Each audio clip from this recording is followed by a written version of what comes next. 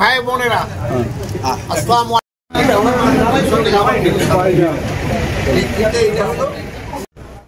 এটার জন্য আইন শৃঙ্খলা বাহিনী তাদের যাদের প্রস্তুতি নেওয়া নিয়েছে এবং এটার ক্ষেত্রে কোনো ধরনের কোনো রকম কারো কোনো আশঙ্কা ভালোভাবে হয়ে যাবে এবং আমাদের যার যার দায়িত্ব আমরা সবাই ভালোভাবে করতে পারি এবং কোনো ধরনের কোনো বিশৃঙ্খলা বা কোনো কিছু হবে এখানে কোনো ধরনের চ্যালেঞ্জ।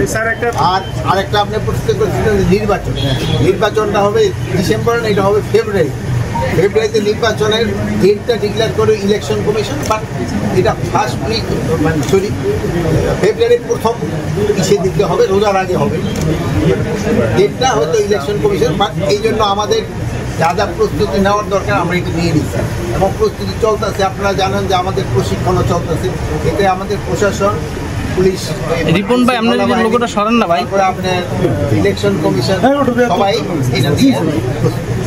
আরেকটা জিনিস আপনারা জানেন নির্বাচনটা নির্ভর করে কিন্তু শান্তি শৃঙ্খলা সব কিছু নির্ভর করে হলো মেন স্টেক হোল্ডার হলো জনগণ যেসব তার নির্বাচনমুখী হয়ে যায় সেসব তাদেরকেও কোনো কিছু বাধা দিয়ে রাখতে পারে। আর নির্বাচনে আরেকটা বড় ফ্যাক্টর হয়ে গেছে হলো রাজনীতিক দলগুলো যারা নির্বাচনে যাবে তারা যেসব নির্বাচনমুখী হয়ে যাবে সে সময় কোনো সমস্যা। আমার মনে হয় তারা অলরেডি নির্বাচনমুখী হয়ে গেছে, যেহেতু সবাই তাদের মোটামুটি তাদের প্রার্থীটা কিন্তু ডিক্লেয়ার করে ফেলছে অনেকেই। তো যেহেতু ডিক্লেয়ার করে ফেলছে তারাও কিন্তু অলরেডি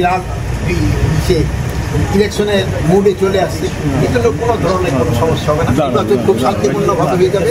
আপনারা আমরা সবাই সহযোগিতা করবো এবং নির্বাচন শান্তি, এটা আপনাদের সহযোগিতা সবচেয়ে বেশি।